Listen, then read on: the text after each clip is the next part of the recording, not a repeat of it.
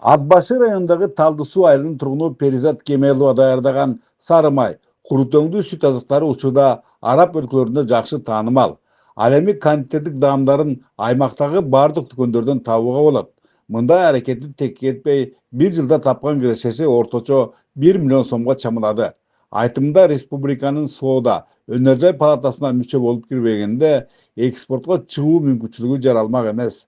Ал жактан алган сертификаттын ачасында период алышындагы продукциялары акырындык менен Азия рыногунда өзүнүн ордун табууда. Тамчыдан көл куралат болдук ошо. Биздин эме 100 000 сом алган ошо бизге ишибизди баштаганга түрткү берди. Ишибиз Кудай буйрса шүгүр жакшы. Башы кондитерскийден баштаганбыз, печка алып 100 000 сомго. Андан кондитерский азыктарын жасаганбыз.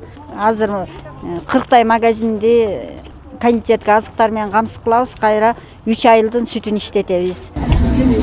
Эгер Перизат Кемелова улуттук ашкынабыздын тамак аштарын жайылтуу менен жашоо шартын жакшыртса, социалдык келишимдин үзүрүн көргөндөрдүн дагы бири кол өнөрчүлүгүбүздүн баалуулуктары аркылуу пайда табууда.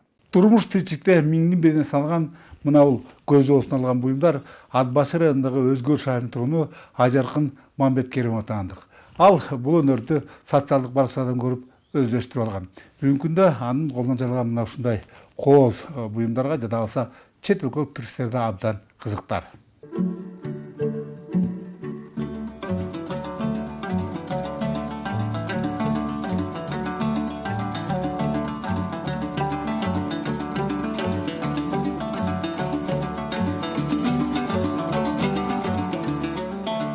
Ар нерсенин өз мүшкүлү болот эмеспи?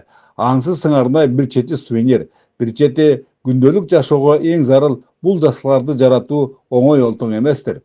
Башкасын айтпаганда да колдонула турган сымала менен гипс элет жеринде дегеле табылбайт. Андыктан баш калаага барып келүүдөн башка арга жок. Азбы көппү алда чыгым. Ошондо мына бул саатты товардык түргө келтирүү 2 000 сомго чамалайт. Бир 12 000 сом менен баштап иш баштадым. Бирок көбөйтө албай жүргөм. Былтыр ошо 100 000 сом социалдык контракт менен 100 000 сом алып, ошо 100 000 сом менен көбөйтүп алдым өзүмдүн иштеримди. Адатыбызча статистикага таянсак, өлкөдөгү социалдык келишим долбоорундагы 43 000ден ашыгыраак субъектинин 95%-нын ээлери элеттик айымдар. Негизинен экотуризм, айыл чарбасы, өндүрүш, кайра иштетүү, соода сатык, халыкты тейлөө менен алектенишкен алардын ишкертердин ачасында кошумча 50 000 жумуш орундары түзүлгөн. Алардын ичиндеги ат башлык 645 жаранга 2022 жылдан бери жалпысынан 38 миллион 50 328 сом берилген. Жакырчылыктан жаркын келечекке чыйсалган мындай саамалык дале улантылууда.